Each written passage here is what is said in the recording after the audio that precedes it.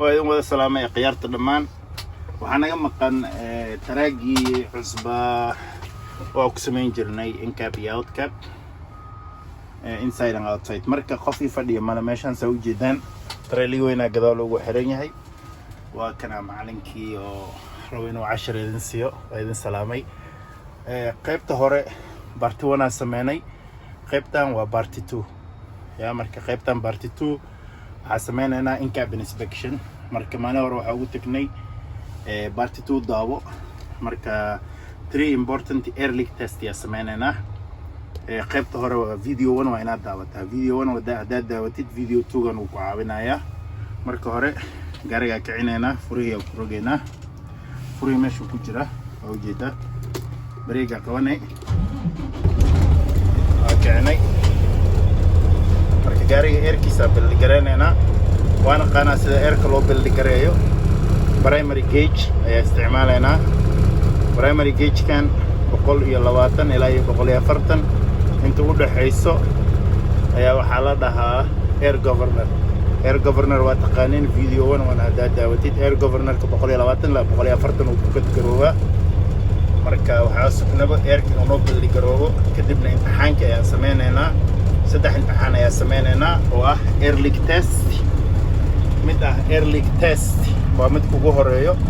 midka labaadna waxa la dhahaa low air warning light or buzzer low air warning light or buzzer midka saddexaadna waxa la dhahaa protection valve marka saddex imtixaan ayaa laga rabaa inaad samaysid oo in-cab ah video 1 soo daawo video 1 waa video number 2 waxaanu ku baranaynaa sida loo sameeyo saddexdii xabo oo ahayd waxaan baranaynaa saddexdii xabo oo ahayd air leak test marka 120 uu ii gaaray dhawaaq weyn ayaa maqlay ayuu dhahay markuu meesha gaaro 120 ayuu dhaca uu qaylinaya marka waxaan sameynaynaa hadeer imtixaanka ugu horeeya sameynaynaa meesha ayaan ka wadaynaa video 1 waa part 2 wajigay kuma qaban karo because waxyaalo badan ah inaad taabto oo testing ka mid ah sida inaan release gareeyo bahalkan tractorka iyo trailerka inaa hoos u riixo parkinka furihin inaad damiyo marka testiga waxaa loo sameynaa marka hore airkiya soo bildi gareysay 120 uu ku gaaray ama qashay gaariga waxaa laga rabaa inaad damisid completely off ka dhigaysaa marka completely off ka dhigto furihi kadib on ka dhigay waa shida on la ka dhigay gaariga lama kiciyo nalalkaas ku soo shidmaayo markay ku soo shidmaan trailerkina waa release gareynay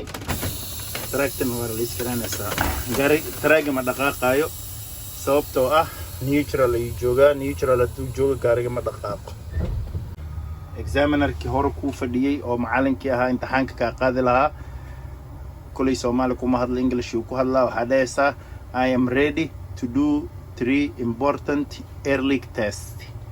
marka hore waa inaa imtixaanka u sheegtaa imtixaanka ugu horeeyay maxaa waayaa dhahnay air leak test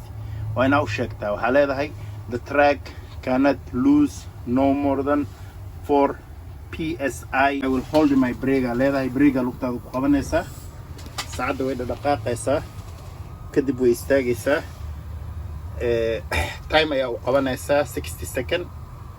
waana tusinaysaa time 57 58 59 60 6 markuu dhamaado waxaa leedahay after 1 minute the air pressure did not drop more than 4 psi the track passed the test kadibna brake lugtaada ka qaadaysaa qayla ayaa ka yar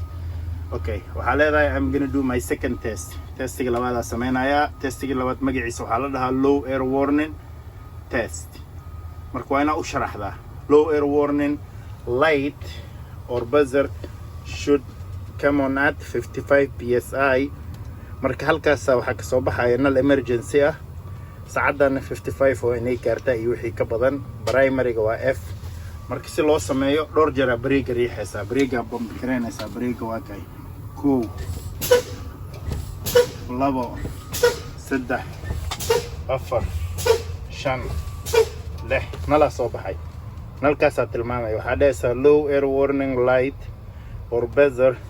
come on at 55 psi konton uu ku soo baxay saacad hadda way soo dhacday laakiin markuu nalkaas soo baxay saacadaas kontonation ay ahayd kontonation wixii ka badan uu kusoo baxaa hal imtixaan kale noo haray third test oo early testiga waxa waaye tractor and trailer protection valve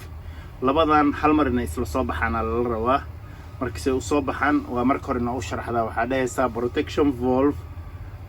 should come on at approximately 40 psi afartan qiyaas ahaan afartan markuu gaaro waa inuu soo baxaa afartan saacadaas ay gaarayso markii saacadan inay indhaha ku haysa laga rabaa labadan indhaha ku haynaysa ilaan ayaga imtixaan ka qaadaysa inay shaqeynayaan in kala fiirinayna marka si loo sameeyo waxa leedahay protection valve tractor and trailer protection valve should come on at approximately 40 psi I will pump my service brake again leedahay brake ya bilaabaysa inaa dhaqdhaqaajiso oo garaac go kan indhaha ku hay 2 3 4 5 6 7 8 وتراك اولديا ويصبحن مجدة tractor and trailer protection valve pop out at 30 psi صدن وكسoo baxay marmar waxa dhacayso xabada soo baxay hal xaba kaliya midkii kala ku harayo kan oo kala soo baxayo kan guduhu ku sii jira marka waxa dhahaysaa my trailer protection valve pop out at 30 psi صدن وكسoo baxay I will continue pumping for my tractor leedahay isla markii waxa bilaabaysaa brake hadan inaa xoog ku wargaraado ilaa midka kale uu ka soo baxo laakiin hadda labadaba way isla soo baxeen looma baahna in la sameeyo marka imtixaankaas dhammaysid furaha waa daminaysaa examinerkii u jeesanaysaa oo halkaas fadhiyo waxa leedahay I'm going outside to remove my chuck wheel or waxa leedahay excuse me sir can I go outside to remove my chuck wheel gaariga chuck wheel ku xiran chuck wheel waa inaad ka soo bixisaa albaabkana ka diganaysaa waa iska furaysaa inta qabsanaysaa steeringkana waa qabsanay gadaal u deganaysaa hore looma degto imtixaanka waa lagu dhacaa albaabkana waa soo xiraysaa qabaasiine banaanka aaday chuck wheelkii ka soo saartay lugtii wixii ku xirnaa waa soo laabatay gaariga soo fariisatay waxa leedahay I will do my second safety start in cabin inspection ayaa sameynayna marka waxa sameynayna video number 3 daawo waa maadsantiina khayrta